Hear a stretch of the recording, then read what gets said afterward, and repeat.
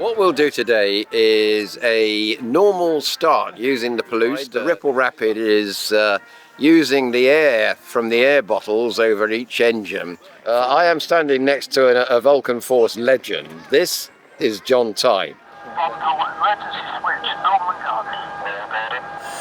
Ignition switch on. Engine master switch on.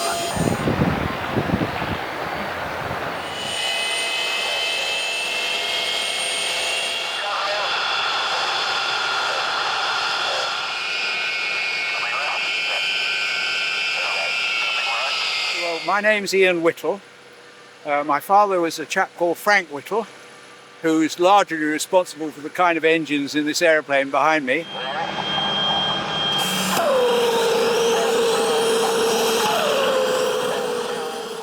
So, Alan, what are you standing next to right now? Well, this is the hydraulic rig, because the hydraulics on the aircraft, obviously we only can get pressure if we run the engines, and the aircraft normally lives where we're stood now, so we can't run the engines here. Hence we use the ground equipment engineer. We use the hydraulic rig, which we have to test every month in order to make sure it works when we want to use it. Stephen's our expert in starting it, because everyone else is afraid of it, and that includes me. So I'll hand over to Stephen and he can explain the intricacies of the hydraulic rig. I think we've actually got some video from when we did the last ground equipment testing. Oh, we have. It gives you a false impression, because when Stephen does it, it generally is a quick flick and it starts. What you need to do when you video it next time is get someone who's less experienced and watch them for 20 minutes while they can't start it. It's a hydraulic pump, essentially, yeah? It's a horizontally posed engine. It's a very old engine, old design. It's a Coventry Victor 4-cylinder posed engine, and then that drives through a very simple gearbox here, which is a chain drive, to a hydraulic pump. This part, which is actually exactly the same hydraulic pump as you would have on one of the engines on the aircraft. So this produces effectively the same amount of hydraulic power as one engine on the aircraft. Refurbished the bomb loader over probably about a year, I guess. It's in very good condition. Again, It's from the 50s. from the 50s. Yeah. What's the engine in this, Stephen? This is a Ford, isn't It's it? a 12 horsepower Ford engine that you would find in the Ford Prefect. Really? Yeah. Yeah, old side valve engine. And the thing that caught us out when we refurbished this was the firing order. Oh yes. We've all got the firing order for four-cylinder engines in our head. 1342 it is. Is that right? 1342? Not on this, is not. No. And it wasn't working properly. It was backfiring under load. And someone said, you got to try, I don't know what it was, 1243 or something like that, which no one believed because of our experience. And when it was changed over, it worked fine. So eventually we'll demonstrate this along with the SABT and pull the bombs in and out of the aircraft. That's there for you. And then next we have... Swiftly moving on. Now the guys here have done an adaptation here. This is a Palouse. And the Palouse is used to start the aircraft. We're not doing that today, we're using a GTC. And the Palouse is, because of the name of the engine, it's a jet engine. Called a Palouse. This is from a helicopter, wasn't it? The only aircraft I understand it was used in was a helicopter. Yeah, I think it was a French helicopter actually.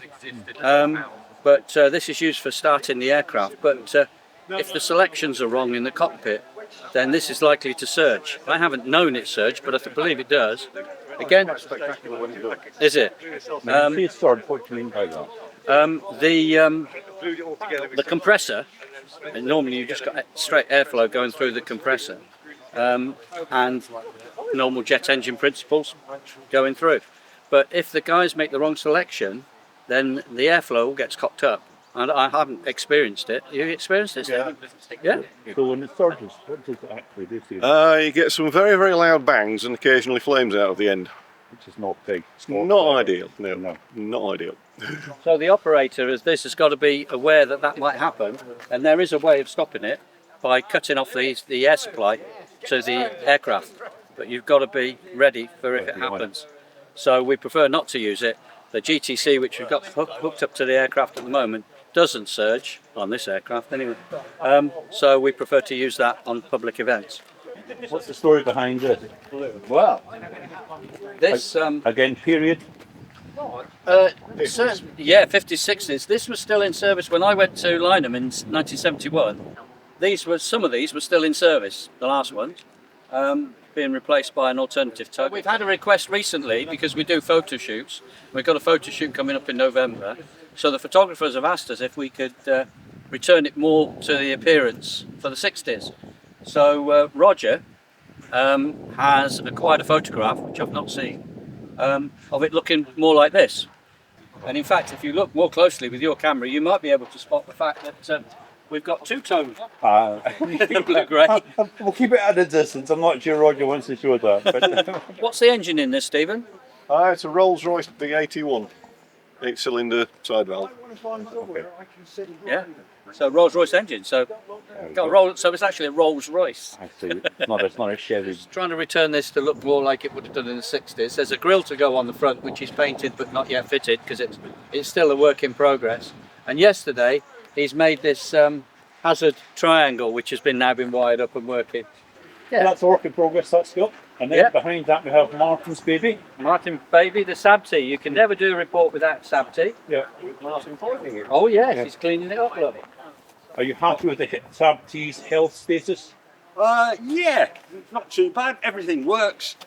Got a minor leak up on the drawbar, but we'll get that sorted out. And for the benefit of anybody watching this, what is a Sabti and what does it do?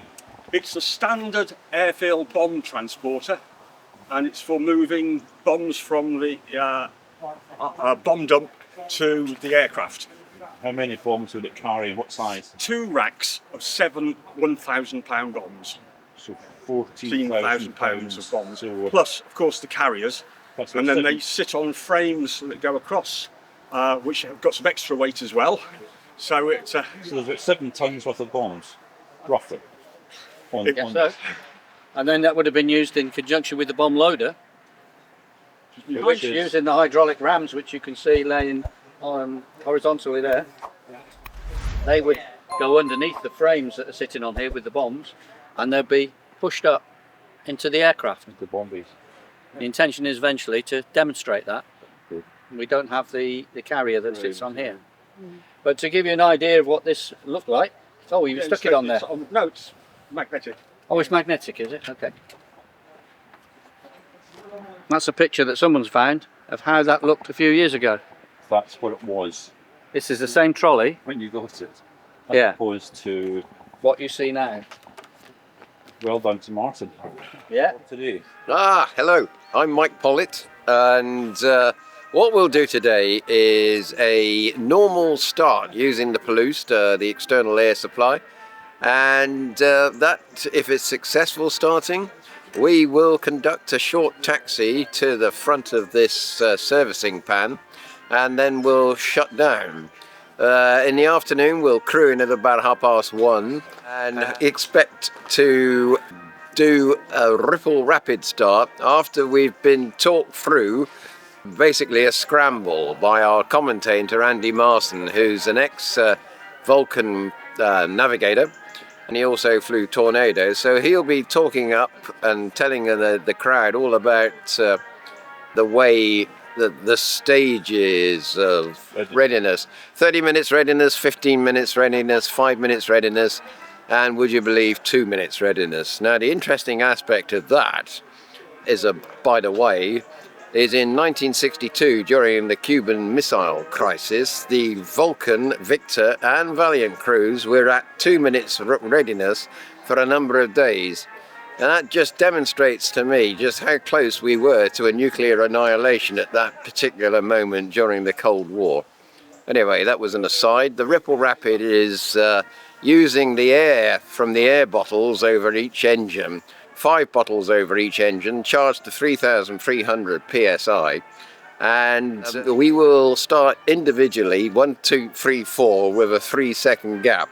So you'll get 4 bangs and then the Olympus winding up, hopefully. So that's not really an operational procedure, is it? That's the ripple is great for the crowd to hear because you get the added noise coming towards the crowd. You're quite right. You just start all 4 engines at once. Yeah, it was a mass rapid system using the same air supply from those bottles. But you're quite right. All 4 would start together. The powered flying controls would start, and the AEO would do some switching, so the alternators would come online automatically as well. So does it give you, how do you change the workflow to do the individual ripple? There are 4 buttons, start buttons. Those are the individual start buttons you would use when you're doing a normal start with an external air supply. The mass rapid button is a black button just aft of the normal rapid selection system. So normal start is using the external air supply from the Palouse. Rapid is obviously switching to the bottles. Yeah. And so you have the choice of then individual rapids, which we used to do as a matter of course during our training sorties. You'd start one with the rapid system and then cross feed. You can cross feed using 70% power to start individual engines, but if you wanted to start all 3 together, you could put the live engine to 93%, and then you can start the others simultaneously. Any challenges with the 655 today? Is everything, I think there's a little issue with some of the bottles maybe? Yeah, I think Not there's pressure. yes, it's a complex system. And there's a lot of pipe work. There are individual induction and ignition chambers, and some of these, being 60 years old, are weeping a bit, which is to be expected. And so she's not holding the 3,300 for too long. If we've got the compressor charging at the moment, and it's coming towards 25 to 10 local time, so we've got a couple of hours before the first start. Yeah. So that compressor may hopefully bring her up to about 22, and then she should start 2 engines. Perfect. Yeah. Well, good luck. I hope it goes well. Thank you very much. Morning, gentlemen. Good to see you here. Early birds arriving. So can I ask you, have you been to one of these events before? I haven't been to this one, no. It's the first time? It is, yes. Have you been to 655 before this for in? Is this your first time with that? No, first time with this aircraft. We're in for a bit of a treat today. Oh yeah, absolutely. And have you been before? Yeah, I came back here in, it was May. Yeah. That was the Ripple Rapid mass start back in May. Hopefully it all worked well again today. Oh yeah. Okay. So have you been to one of these events before? Not this event, but I came last Saturday and Kevin Sanders gave us a guided tour with the bomb bay and also the cockpit and the navigational crew. A very thoroughly enjoyable afternoon, and he was so knowledgeable. So he knows his stuff. Yeah. So was that the first time you've come to? I've come before, yeah. but this was the first time that he actually showed us round. Yeah. Well, hopefully it goes well today, and I hope you enjoy it. And thank you very much, gentlemen. Thank you very much. Should see you later on. Thank you. Thank you. Okay. So morning, Matt. Good to see you again.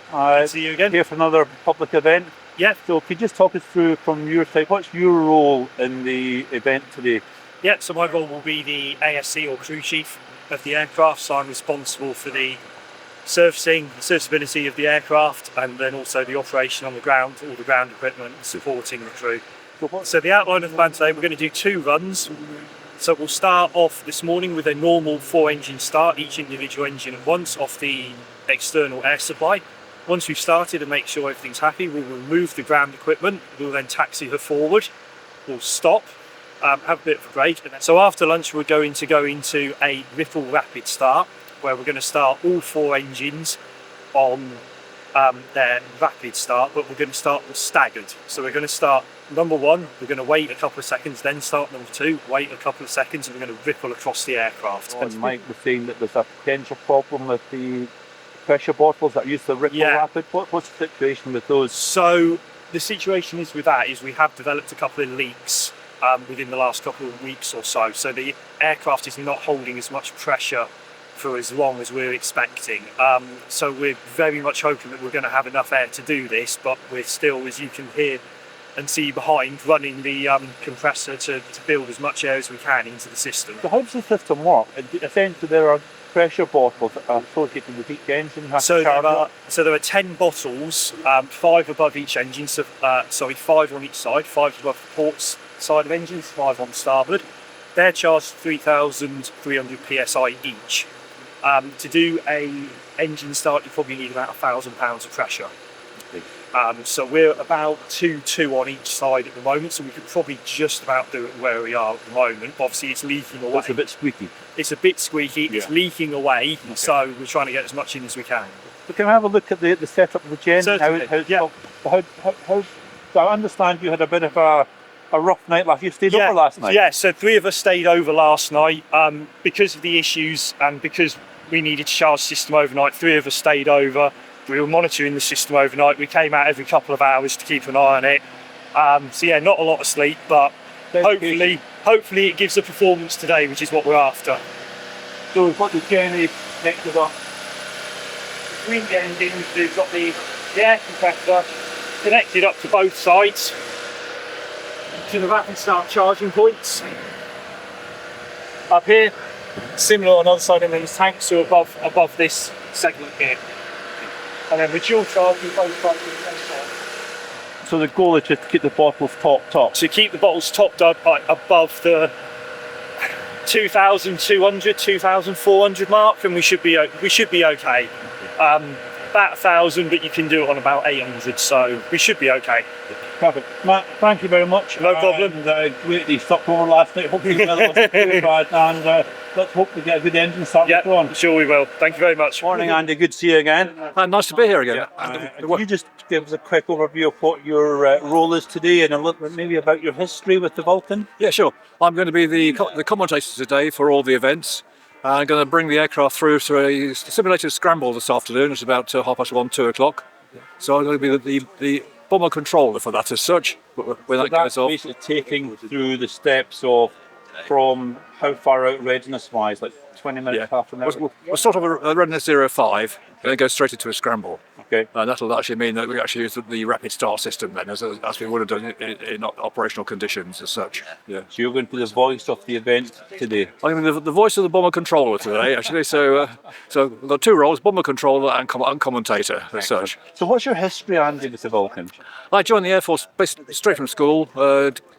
I went straight onto the Vulcan actually as a navigator plotter in 1972. In fact, my first operational sortie on a squadron was actually in XM655 here. Was it? In January the 12th, 1972, at the age of tender age of 20. And were you an instructor at one point as well? Not on the Vulcan. Not on the Vulcan. I was instructor on Dorniers and Tornado GR1s. I did Vulcans, then Tornadoes, became instructor on Tornado GR1s. And then a nav instructor at Cranwell, qualified nav instructor at QNI on low-level Dominers. And I spent 7 years flying the Lancaster. So I actually started off on Avro's Greatest and finished on Avro's Greatest, which is a fantastic way to finish, really. Absolutely. Yeah. Andy, good to see you again, and look forward to a good commentary today. So I am standing with a rather interesting gentleman. I am standing next to a Vulcan Force legend. This is Jon Tye. Now, John was probably the finest Vulcan display pilot we had. He was the inventor of the spiral climb, and I think his philosophy was that it was no good rivaling the speed of the fighters. Let's just show the wonderful maneuverability of the Vulcan aircraft at slow speed. And by God, did he do such a fine job.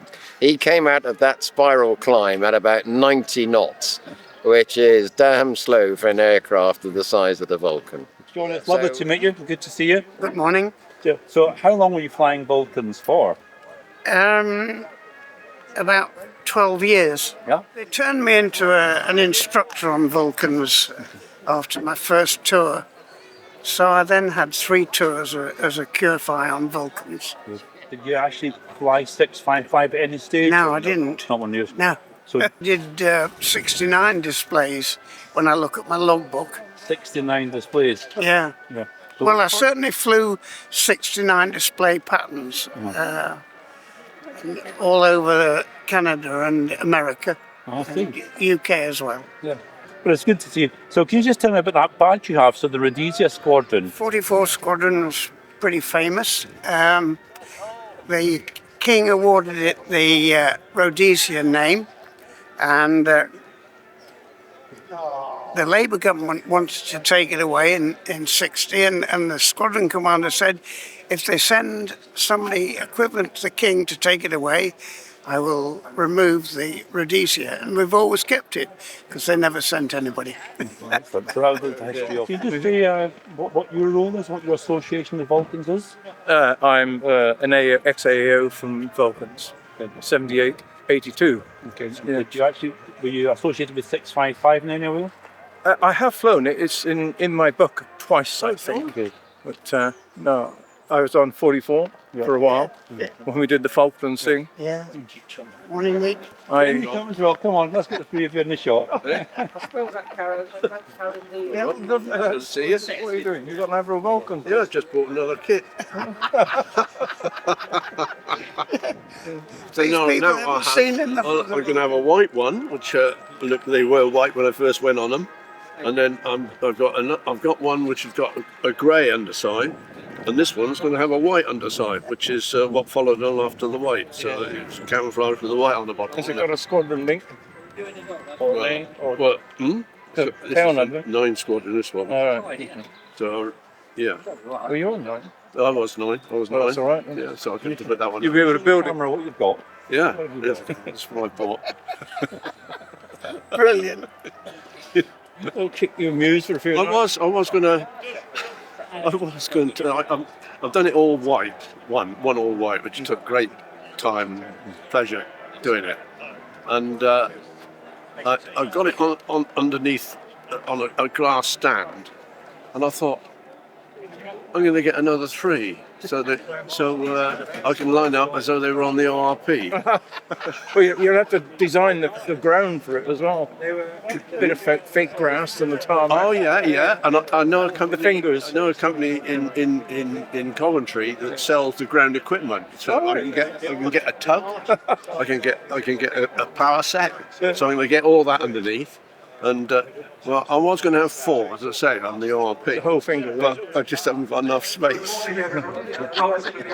Good to see you again. It's nice to meet you again. We met last event, when you were describing your history with the Vulcan. In fact, you were actually a pilot of an aircraft in a rather famous Vulcan picture that was taken from a camouflage test. Yeah, we were doing a test over Goose Bay. Yeah. Not over Goose Bay itself, but nearby. Yeah. And one on the other. So a lovely picture of the Vulcan hiding the camouflage. Yep. So what was your history with the Vulcan? You were a pilot? I was a pilot on 35 Squadron, RAF Scampton. Yeah. Only did 3 years there. I was, got my captaincy, but then went off to fly fast jets instead. Okay. Sometimes wish I'd stayed. Yeah. So what did you transition to Tornadoes or what? No, Phantoms initially, but Phantom. I did so well on that I went with a VC-10 afterwards. Okay.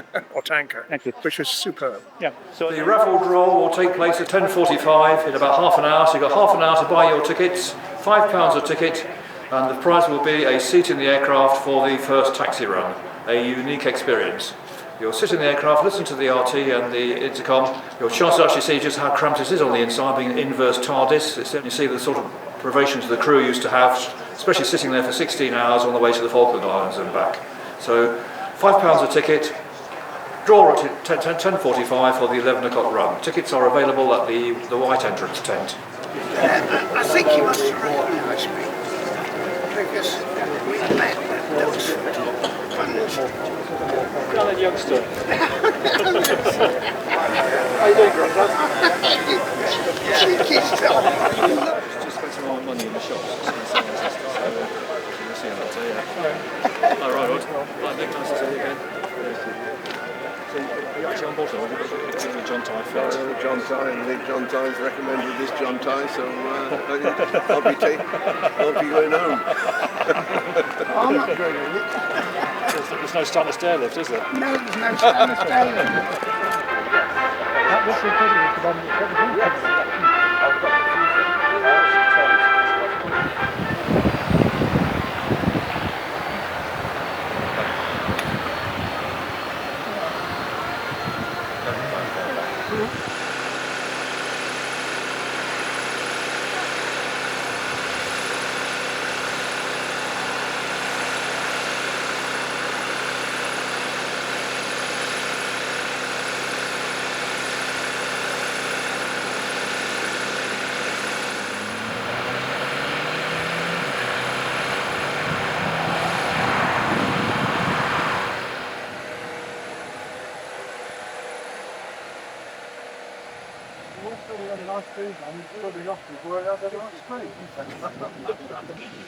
Right, good morning, gents.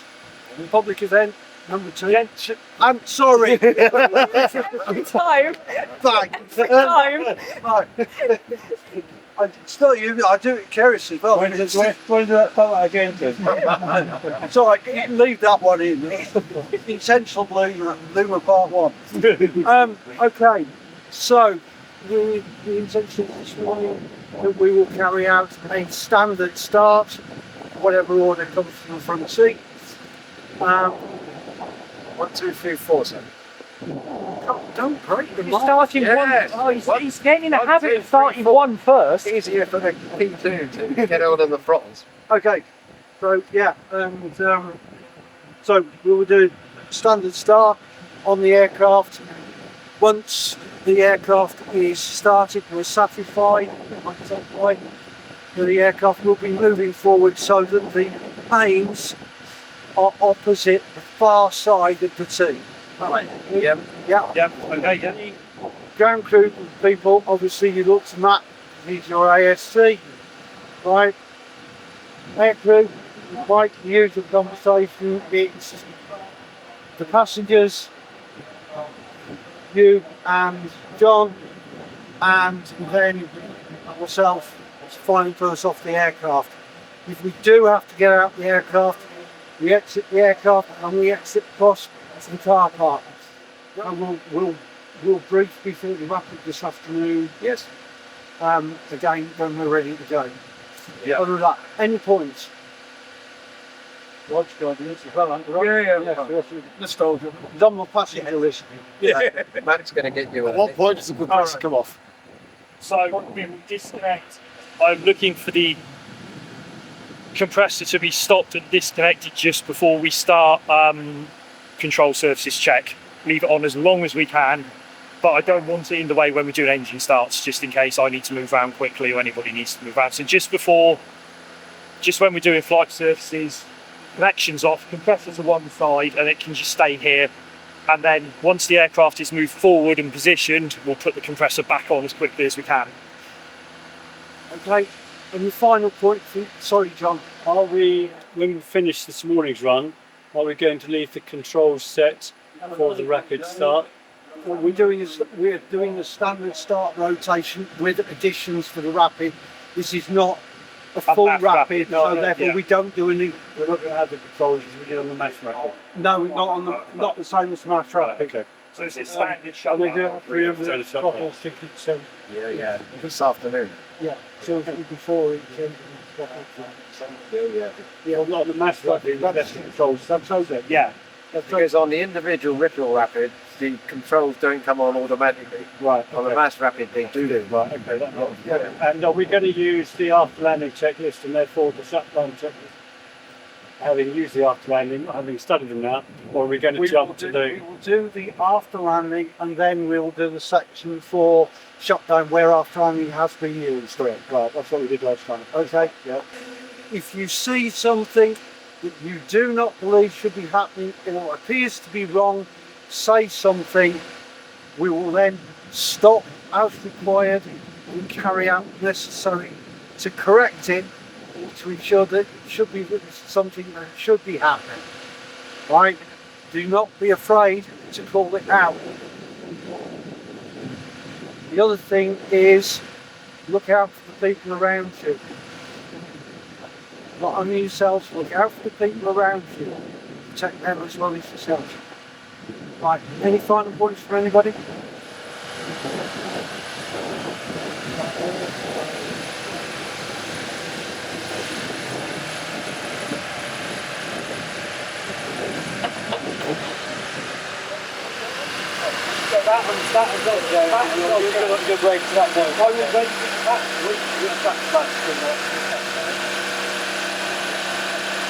Okay, once that comes off,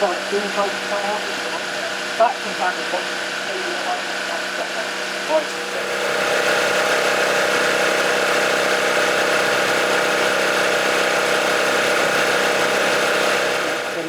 show there's no cheating. Come and drop it. Right, we're going to throw it now. Hey, right. Put your hand in, no looking. No looking. Right, this Go. is it. Here comes the Got it. raffle.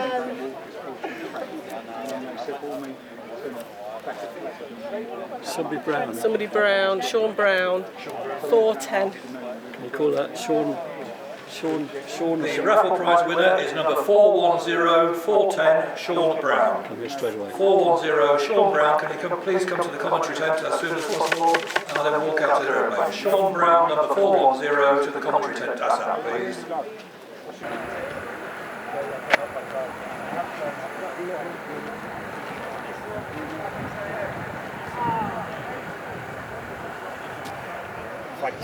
Are you Simon? I'm sure. Lovely to meet you. Again. Lovely to meet you. Yeah. We've got the raffle winner to come then. Who was in the car park. We've had traction down, so I brought Simon out. Yeah. And I'm just going to walk the raffle winner out in a second. I Right. didn't want to delay any longer. Shall we crew in then?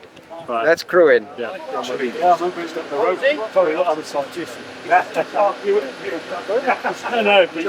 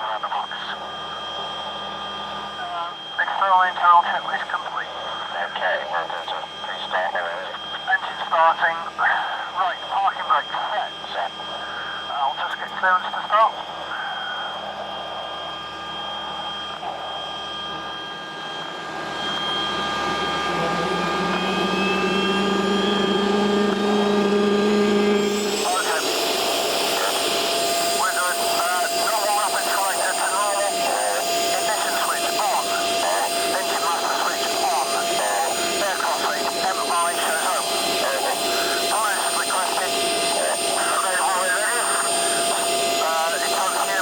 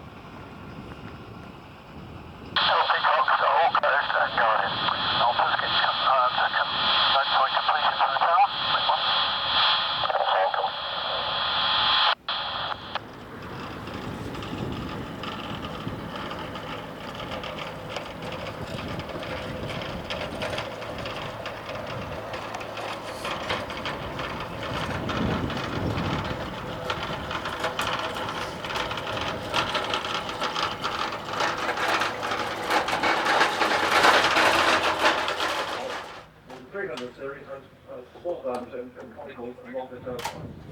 Quite technical difference. Unfortunately, this is actually fixed out by bottle makers. On the floor, operating corporate, Matt, what are you doing just now? Checking the oil levels on all of the engines. You'll notice that the Vulcan V2 has been Vulcan. Which you will find after the engines have been run. That houses the all good. Yeah.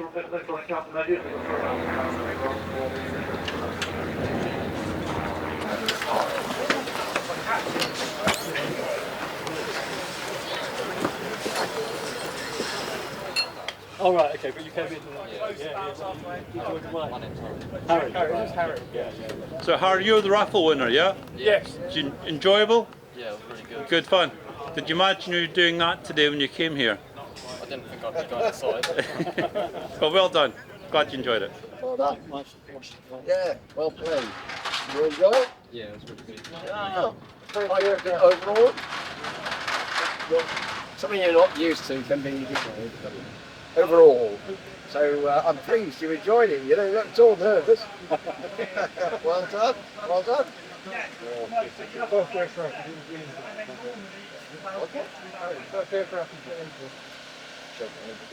It's no wonder you there. That's brilliant. Yeah. Good, and congratulations on winning the raffle. Nice feelings, John. Well done. That's all right. You won't get a bit of nervous. Otherwise, I want to get full steering on. No problem. Thank you, Mike. Very well done. Yeah. Very good. Absolutely spot on. Yeah. Really good. Good brakes. Very good brakes. Yeah, no problem at all. And the steering worked well, as you saw. So, absolutely spot on. Really good exercise. Team have done a great job preparing the airplane today. So really good. Start out and run of those engines. I thought it was thrilling myself, and I'm looking forward to the Ripple start this afternoon, when they start all four again. I've probably got pictures of you. Hello, how do you do? Sheila. Hello. So you were in the governor's house at Farmers? I was in Washington. Washington. I was air attaché from 90 to 93. And say your name again? Simon Baldwin. Baldwin, of course. Yes, I remember the name very well. Because there's Jack Baldwin, who was CEO of Central Flying School when Father was there. Nigel. There was Nigel. Nigel. Yes, that's right. And then there was another Baldwin. There's quite a lot of Baldwins in the area. Ian, good to see you here today. Would you mind just introducing yourself and what your association with aviation is and what you're doing up here today? My name's Ian Whittle. My father was a chap called Frank Whittle, who's largely responsible for the kind of engines in this aeroplane behind me, the Vulcan. But these are Olympus engines built initially by Bristol and sometimes under license by Rolls-Royce. And for me, it's thrilling to be so close to a Vulcan again. When I was in the RAF in the 1950s, the Vulcan was flying, of course, and I had some experience trying to intercept this kind of aeroplane up in the stratosphere and finding it very difficult because the Vulcan was actually quite fast, believe it or not, and I was flying things called the Hunter. But before the Hunter, I flew the Meteor, Gloucester Meteor, and that had a maximum Mach number of 0.8 Mach. That's 80% the speed of sound. This thing here, I don't know what its critical Mach number was or is, but it was certainly quite fast. When I got onto the Hunter, we had no critical Mach number. We could go supersonic in a dive, but it was difficult to catch up with the Vulcan in flight. If we were trying to do practice interceptions of jet bombers, the Vulcan was a difficult target for us because we didn't have air-to-air missiles, we only had cannon. So you had to get close before you could open fire if you were actually doing it in anger. But sorry to interrupt you, how close would you realistically need to get to something like this if you were in a Hunter to have a realistic chance of causing some damage to it? Yes, to destroy an airplane like this with the 4 Aden cannon that we have, 35mm cannon. I mean, if you got a hit at 500 yards, you could destroy it, but you couldn't be sure until you got to within about 300 meters of the airplane. knots, you know, to really very close. knock it out of the sky. Yeah. You've got to get fairly close still. I hope I'm right there. It's a long time ago, remember. My memory is not exactly wonderful. And what was the maneuverability of the Vulcan like compared to your Hunter when you went to high altitude? Well, I'd say it was very similar performance, similar rate of maximum, because this thing's fully aerobatic. It's a wonderful airplane. It's built very strongly, and I suppose the Hunter, would be slightly more manoeuvrable. Yes, it would be. For something of this size. Nevertheless, yes, that's right. Well, impressive. Ian, thank you very much. It's been a pleasure to meet you, and I hope you have a wonderful day today. Okay, thank you very much. On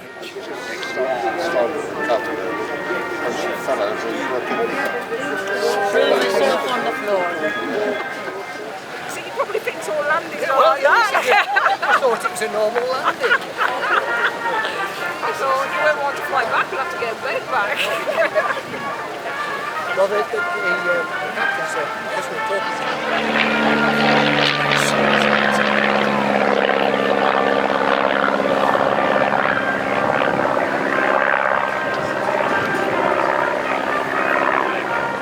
I know we're going to do a ripple rapid mass start this afternoon. Can you show us where the engines actually exhaust from the high pressure bottles?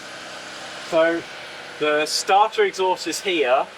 So when there's actually the rapid start happens, and even the normal start, any of the air that has been blown through the starter gets put out through that exhaust, which is like a 90-degree elbow. And right above where my hand is actually where the starter sits. The reason on the Rapid you see so much air come out at once is because it's so high pressure and the starter runs for a way shorter amount of time because the engine gets spooled up so quick. So we'll essentially see 4 puffs coming out as part of the ripple rapid. Also, on that exhaust, any excess fuel that has been used by the combustor gets dumped basically at the same time. So you are the reason why you sometimes see it as a white smoke as well is because fuel is also getting put out at the same time. Perfect. And there's one of those per engine. So that's engine. This is one, 2, 2. Come over the side. The Bombay, you have 4. 3 and 4. And that's what we need to watch out for when we do the ripple rapid, when the crew goes in about 20 minutes. Excellent. Thank you, Charlie. How's the compressor doing? It's doing pretty well. We've got about 2,600 psi in each side. What do we need?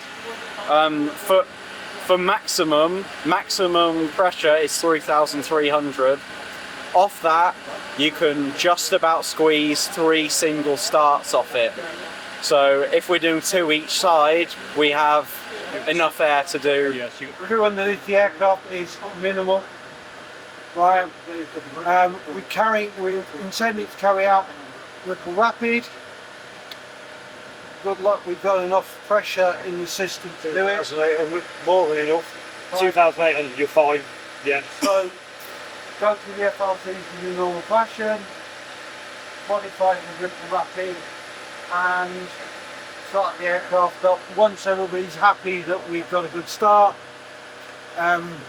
should go fairly fast, and we will then get in a position, shut down, clear everything up, shut down, and the aircraft over to the public. Look, out!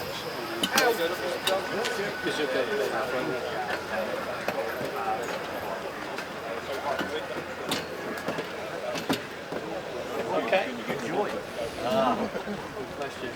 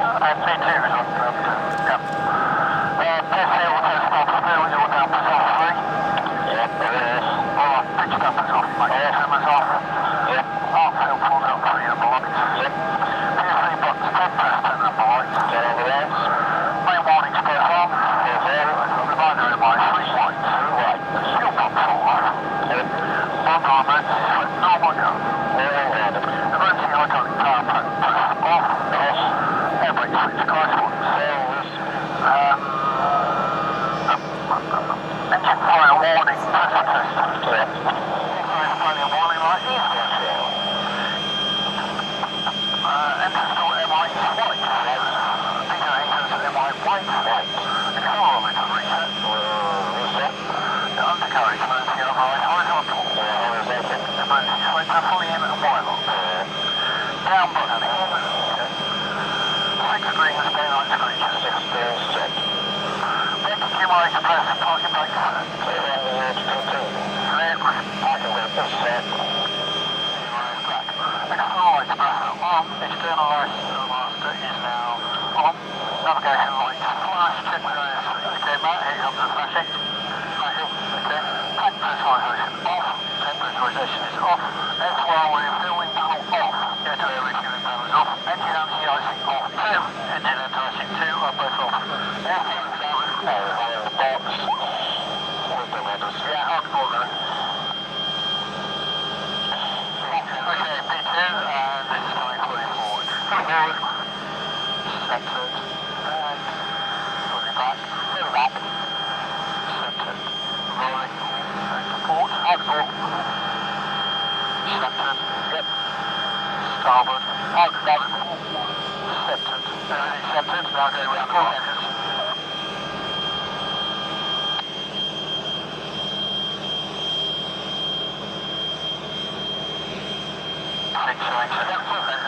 Fine control check. Right, external internal checklist complete. Moving to engine starting? Yes, please. ASC approved. Not required. Or TTC. Not required. Not required, you're right. Parking brake set. I'll just get clearance to stop.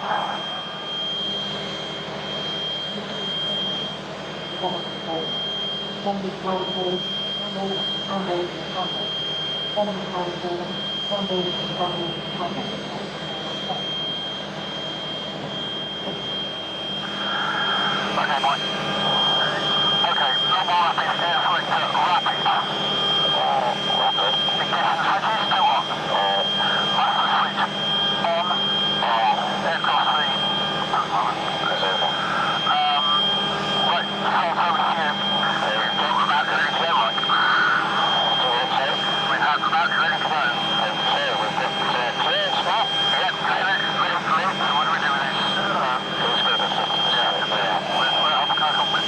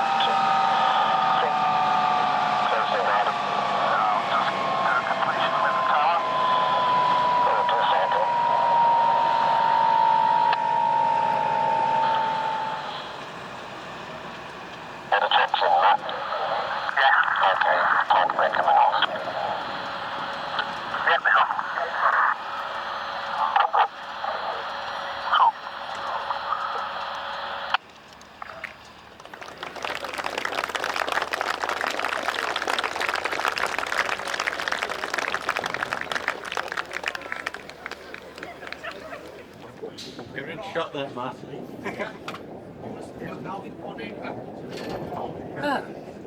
That worked rather well. That worked rather well. That was, yeah, very nice. That. How far up on the old 70%. 70? Yeah, I thought.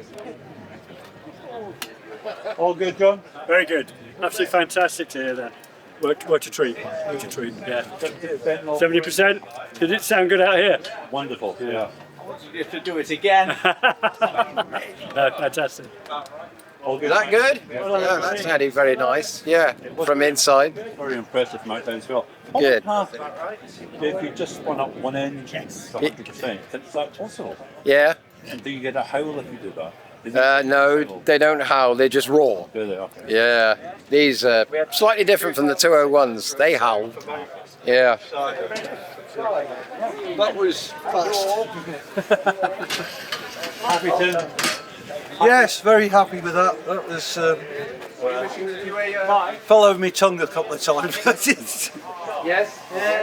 No, it's good. Good. It's impressive from outside.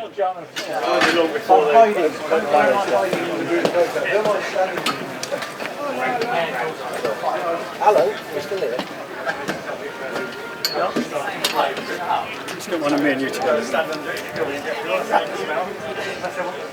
Fantastic. Go out there with your grandson. Hang on.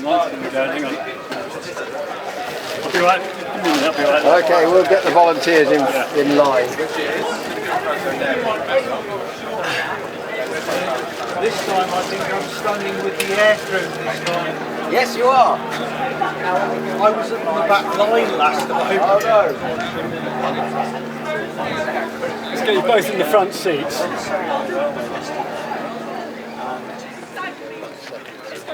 Is the engine It will. So look good. Step forward. Sure. Are we getting Eric and all that? You all on this side, guys. We don't need a second row. Tried to beckon him over enough times.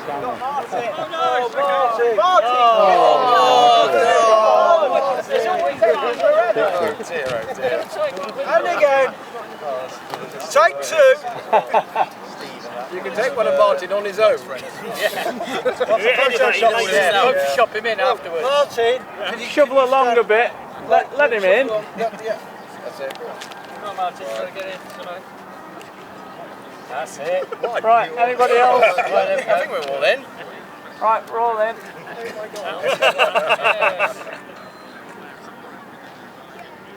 Excellent. Good idea. Yeah, I think so. You happy for me to open the gates? Open the gates, Put you dead centre, that's what it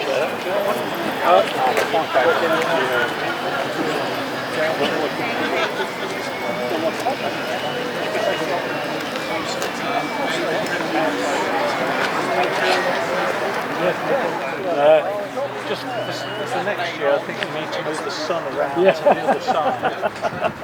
Can you arrange Yeah, I'll try. I can fix the other one. Well, I'll let you know when John comes down. Yeah. I'm sure I've got a copy of that somewhere.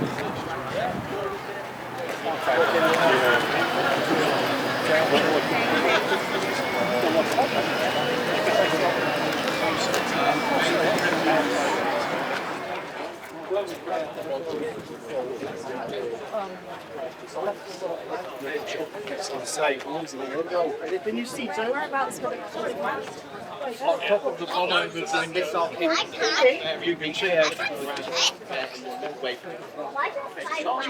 One is its fuel combination. So that entire missile would drop from the aircraft, climb at Mach 2. You're only going to fix it when you actually get home. Climb up to 70,000 feet at a maximum range of 150 nautical miles optimum, and then above its target area descend with its stator motor still running up to Mach 3 and above, and then do an airburst detonation above the ground where the target was. Interestingly enough, that missile, its navigation equipment was a fair bit more accurate than the Vulcans. So sometimes when they were doing test runs with these types of weapons, they'd switch to the navigation of the weapon itself rather than using the on-board stuff.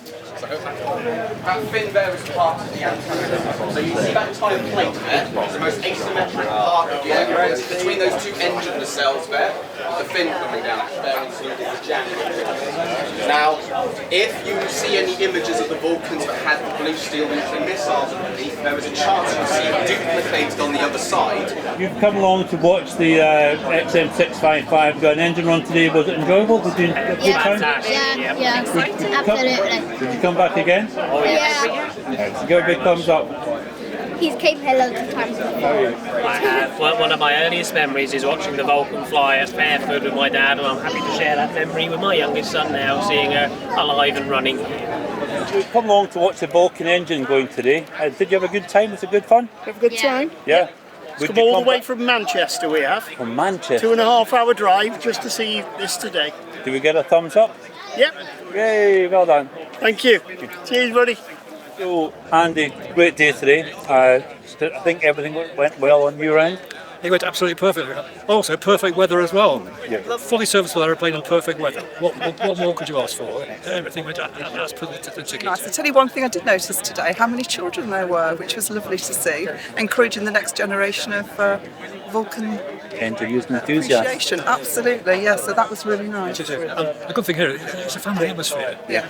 Everybody's so friendly. Yeah. We're looking forward to bringing our little granddaughter Beatrix, who's 3. Excellent. We haven't brought her yet, so we've got her set up with some air defenders, so we're really hoping maybe next year she'll be old enough to come. Maybe see her in May. Absolutely, yes. Excellent. Yeah. Guys, thank you very much for seeing you again. Safe journey home. Thank you. See you next year.